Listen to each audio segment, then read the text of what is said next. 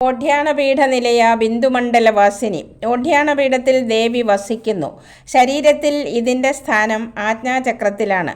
ബിന്ദുമണ്ഡലത്തിലും ദേവി വസിക്കുന്നു. മനുഷ്യ ശരീരത്തിൽ ഇത് ബ്രഹ്മരന്ധ്രത്തെ സൂചിപ്പിക്കുന്നു. രഹസ്യമായ യാഗക്രമം കൊണ്ടാണ് ദേവിയെ ആരാധിക്കേണ്ടത്. ബോധമാകുന്ന അഗ്നിയിൽ പുണ്യപാപങ്ങളെ ഹോമിക്കുന്നതാണ് രഹോയാഗം.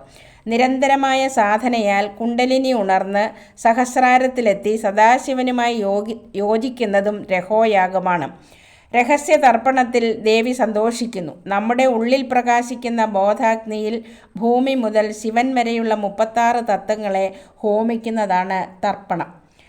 പ്രളയാന്ത്യത്തിൽ ബ്രഹ്മത്തിൽ നിന്ന് ജീവികളും അവയുടെ കർമ്മങ്ങളും പൂർണ്ണരൂപത്തിൽ എത്തുന്നതിനിടയിലെ 4 അവസ്ഥകളായ അവ്യക്തം, ഈശ്വരൻ, ഹിരണ്യഗർഭൻ, വിരാട്ട് എന്നിവ അധിദൈവത ഭാവത്തിൽ ഉണ്ടായി. ഇതിന് സമാനമായി അധിഭൂതഭാവത്തിലുള്ളവയാണ് കാമരൂപം, പൂർണ്ണഗിരി, ജാലന്ധരം, ഓഢ്യാണം ഇവ. അധിദൈവതം ആത്മീയവും അധിഭൂതം ഭൗതികവുമാണ്. ഓഢ്യാണപീഠനിലയ ബിന്ദുമണ്ഡലവാസിനി.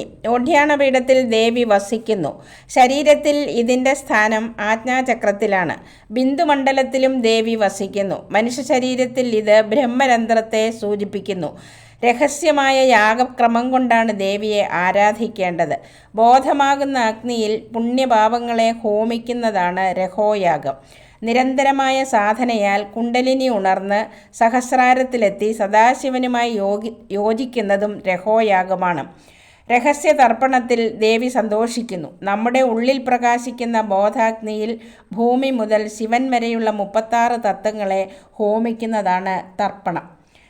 പ്രളയാന്ത്യത്തിൽ ബ്രഹ്മത്തിൽ നിന്ന് ജീവികളും അവയുടെ കർമ്മങ്ങളും പൂർണ്ണരൂപത്തിൽ എത്തുന്നതിനിടയിലെ 4 അവസ്ഥകളായ അവ്യക്തം, ഈശ്വരൻ, ഹിരണ്യഗർഭൻ, വിരാട്ട് എന്നിവ അധിദൈവത ഭാവത്തിൽ ഉണ്ടായി.